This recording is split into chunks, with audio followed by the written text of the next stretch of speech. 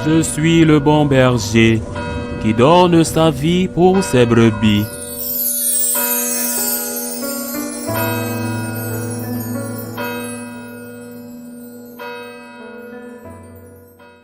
Après l'arrestation de Jean, Jésus partit pour la Galilée proclamer l'évangile de Dieu. Il disait, les temps sont accomplis, le règne de Dieu est tout proche. Convertissez-vous et croyez à l'évangile. Passant le long de la mer de Galilée, Jésus vit Simon et André, le frère de Simon, en train de jeter les filets dans la mer, car c'étaient des pêcheurs. Il leur dit, venez à ma suite, je vous ferai devenir pêcheurs d'hommes. Aussitôt laissant leur filet, ils le suivirent.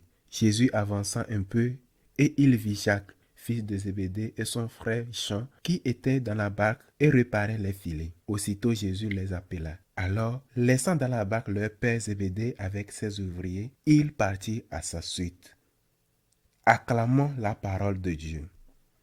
Depuis quelques jours, je donne une catéchèse sur la vocation à suivre Jésus, la vocation consacrée, la vocation sacerdotale. Aujourd'hui, l'Évangile nous montre comment s'est déroulé le premier appel de Jésus, car le mot vocation signifie appel. Comment s'est déroulé le premier appel de ses premiers apôtres, André, Pierre, Jacques et Jean.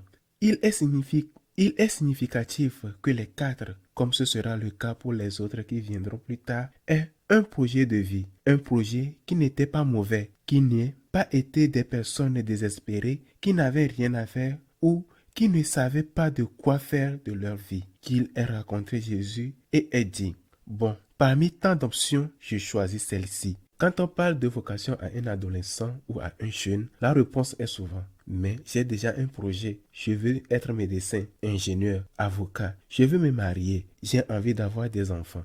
Bon, à notre époque, le fait qu'un jeune veuille se marier et avoir des enfants est presque une exception. Mais supposons que les jeunes catholiques suivent encore la tradition humaine, et pas seulement catholique, qui consiste à vouloir se marier et avoir des enfants. Il s'agit d'un projet de vie qui n'est pas mauvais. C'est-à-dire que ce n'est pas comme si vous aviez pour projet de devenir un délinquant, un politicien corrompu, un assassin, un tueur à gaz.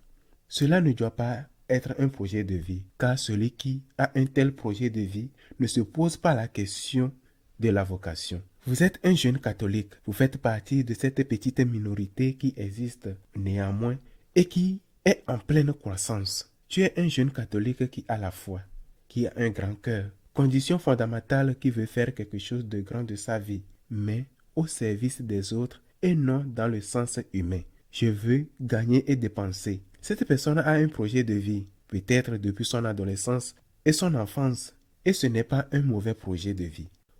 Aujourd'hui, c'est le témoignage des 4 premiers apôtres. Ils avaient un projet de vie, loin d'eux, étaient mariés, Saint-Pierre. Nous savons qu'il avait une fille, la tradition nous le dit, mais nous ne savons pas avec certitude s'il avait déjà cette fille lorsqu'il a rencontré Jésus ou s'il l'a eu pendant les 3 années où il a suivi le maître. Quoi qu'il en soit, 4 jeunes hommes dont loin étaient mariés avaient un métier et n'avaient pas envisagé de changer de vie pour suivre Jésus. Jésus dit à Pierre et André, vous êtes pécheurs, vous avez ce travail utile au service des autres. Nous avons besoin de manger du poisson pour être en bonne santé. Ce n'était pas un mauvais travail, un travail honnête. Vous gagnez dignement votre vie avec ce travail. Je vais vous améliorer.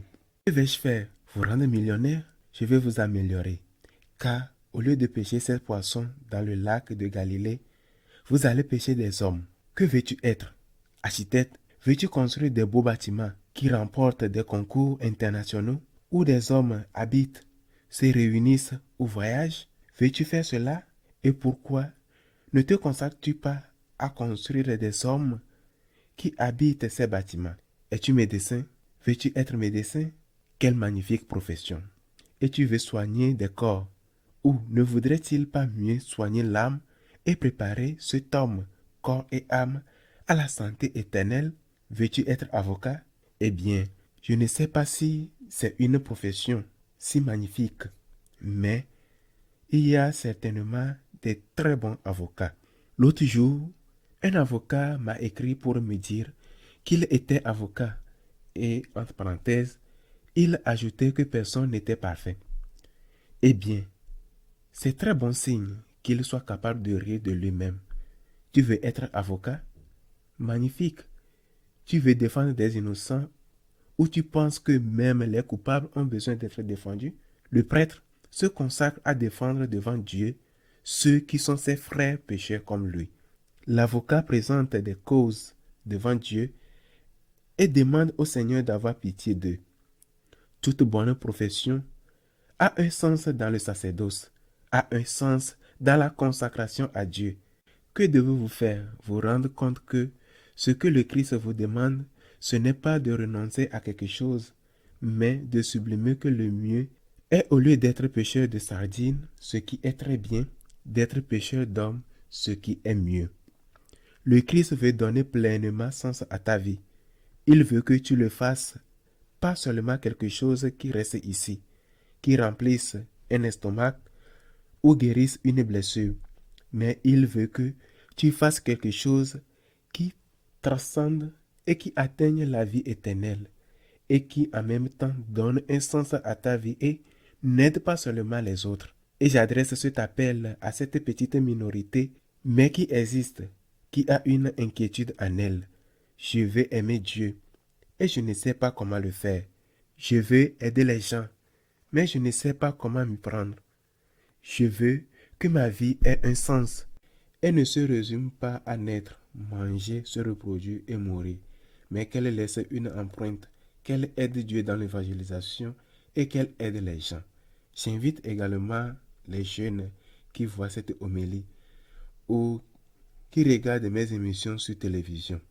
Récemment, une grande-mère franciscaine de Marie que j'aime beaucoup m'a mis en contact avec un de ses petits-fils qui, si Dieu le veut, pourra venir dans notre noviciat.